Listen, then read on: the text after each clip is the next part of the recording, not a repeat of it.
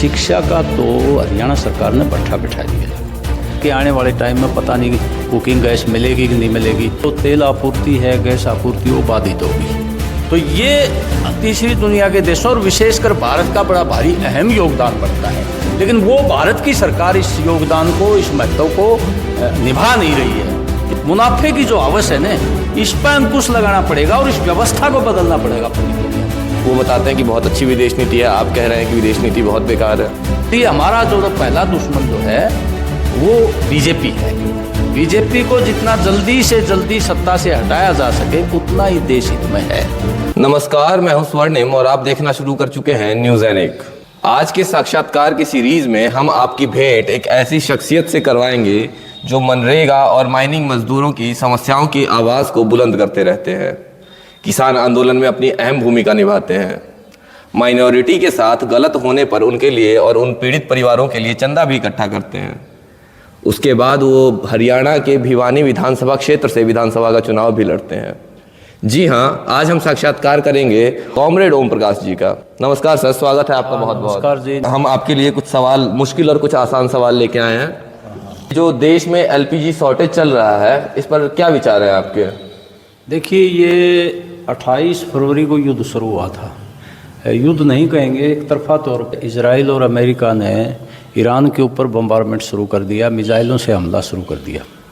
इससे हमें आशंका थी कि जो ये बाधित तो है, अभी तेल के दाम तो नहीं बढ़ाए, हालांकि $100 प्रति बैरल हो गया है, लेकिन गैस के दाम 60 रुपये बढ़ा दिए।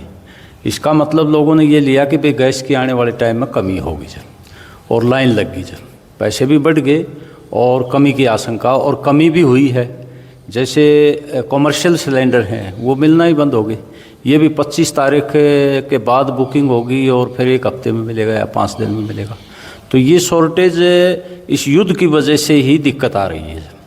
हालांकि भारत सरकार इंश्योर करती है कि भाई हमारे पास काफ़ी स्टॉक है, कोई दिक्कत नहीं आने देंगे, लेकिन उसकी श्योरिटी को लोग मान नहीं रहे। और निश्चित तौर पर कहीं न कहीं ये आशंका है कि आने वाले टाइम में पता नहीं कुकिंग गैस मिलेगी कि नहीं मिलेगी। लाइनें लगी भी हैं और रेट भी बढ़ा दिए जाए।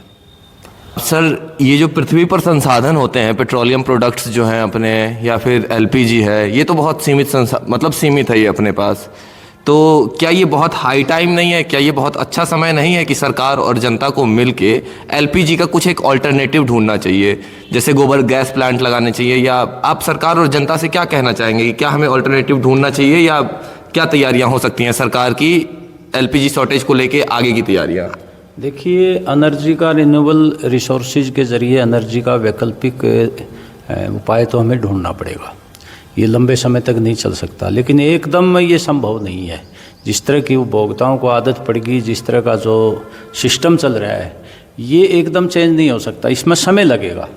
और फौरी तौर पर मैं समझता हूँ कि भारत जो है वो 145 करोड़ का देश है, तो वो जो रोल अदा करता था भारत विश्व शांति बनाने में और साम्राज्यवाद के विरोध में एक स्वतंत्र देशों का संगठन बना करके, वो भारत ने अपनी भूमिका छोड़ दी है।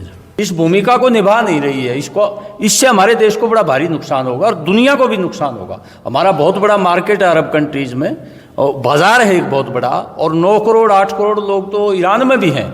हमसे जो ने अनाज लेकर के हमें जो ने तेल देते थे, उसके बदले में कभी डॉलर नहीं मांगा उन्होंने। तो ये भूमिका हमारी सरकार वर्तमान दौर में नहीं निभा रही है।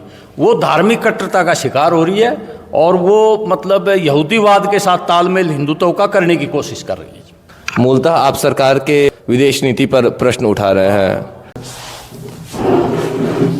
सर, सरकार के नुमाइंदे हैं जो कहते हैं कि जैसी विदेश नीति भारत की अब है, ऐसी भूतकाल में कभी ऐसी विदेश नीति रही ही नहीं है। इतनी मजबूत विदेश नीति है अभी भारत की, तो कैसे आप इसको टैकल करते हैं? मतलब देखिए, भारत की जो आर्थिक नीतियां हैं ना, वो पूरी पूंजीपरस्त और वित्तीय पूंजी के कहने पर चल रही है। उससे मजदूर किसान पर भी ज़बरदस्त हमला हो रहा है, रोजी रोटी का संकट पैदा हो गया है। इसी तरीके से जो विदेश नीति है वो साम्राज्यवाद परस्त बना दी है। वो जो रोल हमारा होता था, फिलिस्तीन का जो उनकी मातृभूमि से खदेड़ दिया इजराइल ने, उनका पक्ष लेने की विदेश नीति थी। किसी स्वतंत्र देश पर हमला होता था तो वहाँ हम रोल अदा करते थे कि भाई ये गलत है। आज वो विदेश नीति बिल्कुल त्याग दी एक तरह से। जो गुटनिरपेक्ष आंदोलन की विदेश नीति थी, स्वतंत्र देशों की संप्रभुता और स्वतंत्रता की हिफाजत करने की नीति थी, वो सारी आज मोदी सरकार ने त्याग दी है। और ये विदेश नीति हमारे देश को तो नुकसान करेगी, ये विश्व शांति के लिए भी खतरनाक है। सर, मेरा अगला सवाल है कि आज जब हम ये साक्षात्कार रिकॉर्ड कर रहे हैं तब देश में राज्यसभा के चुनाव भी हो रहे हैं। इस राज्यसभा के चुनाव को आप कैसे देखते हैं? विपक्ष कितना मजबूत होगा इस राज्यसभा के चुनाव से, खासकर हरियाणा में? देखिए, अभी तो वोटिंग हो रही है या होली होगी। बीजेपी की कोशिश है साम दाम दंड भेद जैसा भी संभव हो वो वहाँ दूसरे विपक्ष के एमएलए को तोड़ दे। वो इसीलिए उन्होंने वो हिमाचल में इकट्ठे रखने पड़े, वरना तो एमएलए को क्या डर है, कौन दबाव डालेगा। भाजपा जो है वो पूरी तरह से कॉरपोरेट परस्त, उसके हितों की खिदमत के लिए वो हमेशा जो है अपने आप को मजबूत कर रही है।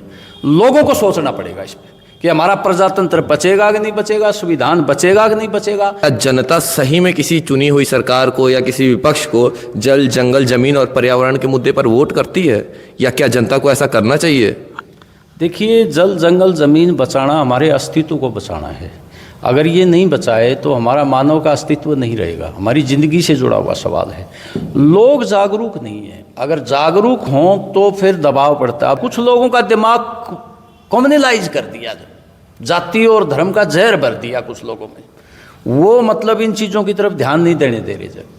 लेकिन ये सवाल बहुत महत्वपूर्ण है। अभी देखिए ना, अभी इस बार बारिश हुई थी, आपका जम्मू कश्मीर है, हिमाचल प्रदेश है, उत्तराखंड है, वो 4 धाम रोड जो बना रहे हैं पेड़ों को काट के, पहाड़ों को काट के, ये इसकी प्रतिक्रिया हो रही है। शिक्षा की क्या स्थिति है, शिक्षा व्यवस्था की क्या स्थिति है? अगर आपको मूल्यांकन करना हो तो 10 में से कितने अंक देंगे आप? देखो जी, शिक्षा का तो हरियाणा सरकार ने भट्ठा बिठा दिया। जो सरकारी स्कूल, लड़कियों के स्कूल सब बंद कर रही है। और बड़े मतलब अफसोसजनक कह लीजिए, दुर्भाग्यपूर्ण कह लीजिए कि सरकारी स्कूलों पे फीस लगती है, प्राइवेट स्कूलों को सरकार देती है फीस। मतलब और ये जो शिक्षा नीति आई है 2020, ये आरएसएस का मॉडल है। आरएसएस जिस तरह का देश बनाना चाहता है, वर्ण आधारित, व्यवस्था आधारित, मनुवाद का देश, ये शिक्षा व्यवस्था उसी की है। जैसे मैकाले यहाँ बाबू क्रिएट करना चाहता था, तो वैसे ही भाजपा और आरएसएस जो है वो किस तरह का देश बनाएंगे कि अगर आप किसी माइनॉरिटी परिवार के लिए अब चंदा इकट्ठा करेंगे जो पहले से पीड़ित है, तो आपको राजनीति में इसके बैकलैशेस भी झेलने पड़ेंगे। तो आप इसको कैसे देखते हैं? अभी के समय में अगर कोई ऐसी घटना होती है तो क्या माइनॉरिटी के परिवार के लिए अब भी आप धनराशि इकट्ठा करेंगे? क्योंकि ये तो तय है कि बैकलैशेस होंगे इसके। देखिए, 2002 से ज़्यादा माहौल ख़राब हो गया। आप ये मानते हैं कि अभी 2002 से ज़्यादा माहौल ख़राब है? माहौल ख़राब हो गया। ये सांप्रदायिक सद्भाव और धर्मनिरपेक्षता को बड़ा भारी नुकसान हुआ है मोदी सरकार सेंटर में आने के बाद, और एक एंटी माइनॉरिटीज माहौल बना दिया। जब इस इलाके में तो 47 में जो जिस तरह की मारकाट हुई थी, विभाजन हुआ था, वो जख्म भी आज लोग याद कर लेते हैं। तो ये उस समय लोगों में फिर भी ये था कि भाई ये गलत हुआ है, लुहारू की घटना गलत करी है, इसका गुजरात से कोई संबंध नहीं था। ये कुछ सांप्रदायिक तत्व हैं यहाँ पे, उन लोगों की करतूत है, वो ध्रुवीकरण करना चाहते थे हिंदुत्व का, हिंदू जो धर्म के लोग हैं उनका। और उस समय लोगों ने 40,000 रुपये दिए, 2 लड़कियां थी, उनका सामान भी जला दिया, शादी होनी थी, राजस्थान से बारात आनी थी, वो यहाँ जो है महिलाओं ने, जनवादी महिला समिति और दूसरे संगठनों ने वो मदद भी करी, उसको ले करके शादी हमने करवाई, उनका भय निकाला, और उनके चारपाई जला दिए थे, बर्तन सब तोड़ दिए थे, तो बर्तन और चारपाई भी दिलवाई उनको। 14 लाख रुपए यहाँ हम ले आए। उस तत्कालीन मुख्यमंत्री थे हरियाणा के, ओम प्रकाश चौटाला, उस समय 14 लाख रुपए भी दिलवाए। लेकिन वो सांप्रदायिक तत्वों को सज़ा नहीं दे पाए, उनको सज़ा, कड़ी से कड़ी सज़ा मिलनी चाहिए थी। तो आज जो है, आज उससे ज़्यादा वातावरण ख़राब कर दिया जाए। और जिस तरह की घटनाएं हो जाती हैं ना, अब जैसे बांग्लादेश में हो जाती हैं, उसका बहाना ले लेते हैं। हालांकि हमारी सरकार को बांग्लादेश की सरकार से बाकायदा एक संवाद करके इन घटनाओं पर रोक लगानी चाहिए। वही सरकार कर सकती है, यहाँ का आदमी जाके थोड़ी लड़ सकता है वहाँ। ये हम इसकी भी निंदा करते हैं। जहाँ माइनॉरिटीज़ के, मान लिया कोई पाकिस्तान है, बांग्लादेश है, वहाँ अगर माइनॉरिटीज़ को नुकसान हो रहा है तो वो भी उतना ही गलत है जितना यहाँ माइनॉरिटीज़ को नुकसान हो रहा है। हम किसी तरह की भी सांप्रदायिकता का हमेशा विरोध करते हैं। मानव और मानव में भेद हाँ, नहीं हो भेद सकता। नहीं होना चाहिए। लेकिन यहाँ जो जिस तरह का खेल ये ताकतें खेल रही हैं, ये हमारे देश के लिए आने वाले टाइम में बड़ा भारी नुकसान होगा इसका।